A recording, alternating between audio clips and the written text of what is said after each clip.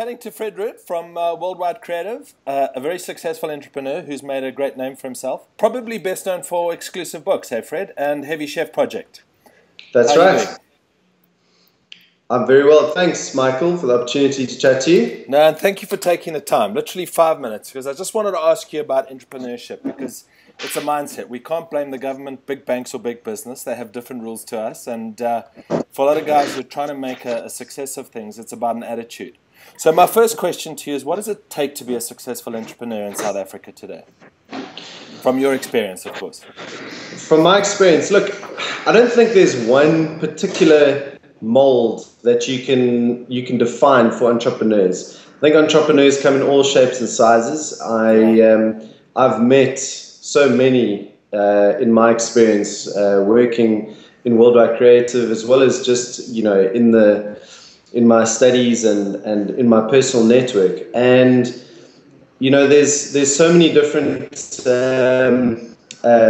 characteristics that define an entrepreneur. I think if I look at what it takes to be an entrepreneur, wife, I think that the first thing would be to echo what my wife says, is you have to be certifiably nuts. It really does take the ability to roll with the punches. It's being an entrepreneur is not something for the faint-hearted. You have on a day-to-day basis, so many challenges that you face, some micro-environmental, some macro-environmental, a lot of challenges which arise completely out of your control.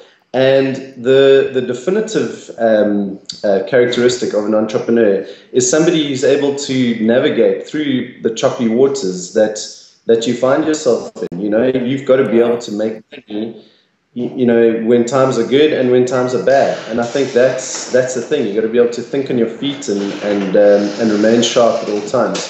The biggest trap, I think, that you can fall into is to suddenly become complacent when things are good. And you start to sink into this false sense of security because you've had a good 6 months or a good 12 months. And you believe for some reason that it's just going to continue like that. And all of a sudden, some pretty major challenges will land at your doorstep.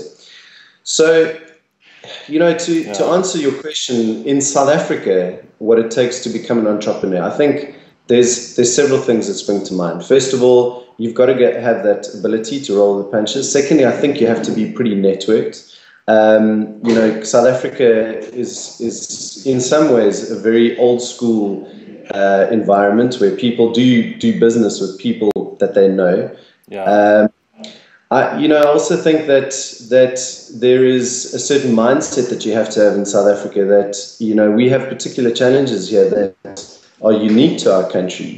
We've got our history that, we have to be aware of, and we have to honor the particular challenge that we've got in our hands to rectify the mistakes of the past. I think that's a responsibility that lies upon all of us. Yes. Something that we really need to take very seriously. It's not easy always to be able to do that.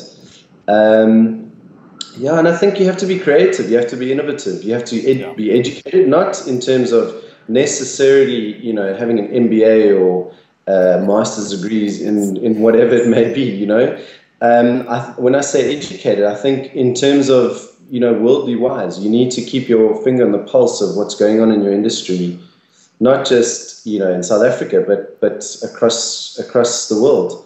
You need to find out what the major trends are and be able to at least try to have an idea of what's around the corner. Yeah. I take it your wife's been through a lot of pain going through this journey with you when you started with that first quote from her. Yeah, I had an idea yesterday, in fact, of doing an interview with the wives of a whole bunch of entrepreneurs, and just to find out what they've been through, the kind of ups and downs. Because I think that's the other thing. I mean, people don't talk about it. Entrepreneurs are a wild and woolly bunch, and I've seen it over and over again.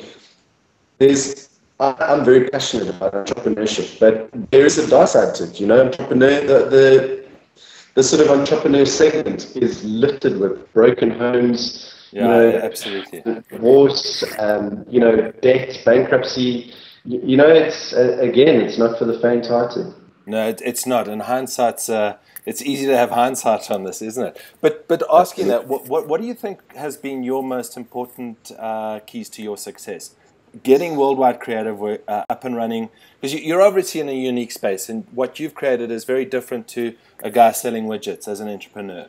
What do you believe your keys to success are, apart from a stable and supportive wife? Yeah, I think I'll say that's number one. Thank God she's chosen to stick by me. I think that's she deserves a medal or Yeah. many medals. I think that there's two things that come to mind when you ask the question. The first is focus. I think all entrepreneurs face the particular challenge of being distracted all the time. I think there's something in the nature of entrepreneurs that they love to jump on opportunities. So it's a constant challenge to remain focused, and something that I and my business partner Mike have battled with over the past 10 years of being in business together is the fact that there's always these things that land on your doorstep, and you kind of lick your lips and think, flip, this would be amazing to do. But, in all honesty, it's so easy to become fragmented and to lose your focus. And focus is it's the key to any successful business, whether it's, the ice cream shop around the corner, whether it's Apple, in terms of their products. Absolutely. Steve Jobs is famous for coming back to Apple and introducing focus. He took them from 50 or so products down to a range of 6 or 7, and look what that did for them. So focus is absolutely key. I think the second thing that comes to mind is people. Look at the partnership that I have with Mike, and the different characteristics. If I look at my skill set, if I was left to run this business on my own, it wouldn't last a week, because I just don't have the skills that Mike does, and Mike's absolutely exceptional at things like the administration of the company, the operations, the execution, all the things that basically keep the wheels turning. My skills, on the other hand, are more on the creative side, the vision side, the strategic side. I'm the guy who goes out and sells the company, and that's what I should be doing, what I was born to do. So I think that's a lesson that it's something that I think all entrepreneurs need to learn. That they can't do everything themselves. They need to surround themselves with good people who supplement their weaknesses. They're the guys who kind of pick up the pieces where you can't. I think that's such a powerful point, because that's been my experience. That's been my failings, is not having the right people with me on my journey. So hopefully we've got that sorted out now. And one last question, Fred. In terms of aspiring entrepreneurs, what advice would you give them going forward? What would be the most important, do you think, thing that you would actually advise them on, beyond what you've already said? Look, I think that thing of focus is hugely important, because I think there's a quote by the German philosopher Goethe. When you are committed, when you focus to one thing, this magical process happens where everything starts to fall into place. And I can't remember the exact words of the quote, but it's it is really like that. As soon as you find your focus, Worldwide Creative, for example, our focus, our stated aim is to become the best in the world at creating profitable online communities. We believe very strongly in community within marketing, and we are highly focused on that. We've got several offerings, but within all of that is threaded this singular focus of becoming the best at creating communities. I think focus is hugely important. I think there's a couple of things that I could say that for example, interdependence is also important. The ability for an entrepreneur to be interdependent. So you need to supplement your skills, as I said, by surrounding yourself with good people, but at the same time, not to abdicate the role of whatever it is that you're not good at. You need to have your finger on the pulse. You need to understand what you're handing over. You need to have a good sense of what the objectives are, what the tasks are, to keep those people around you accountable. Whether it's your business partner, whether it's a new intern, you need to understand what's going on. And that idea of interdependence is really important. I'm only really starting to understand that well now after all these years, And when that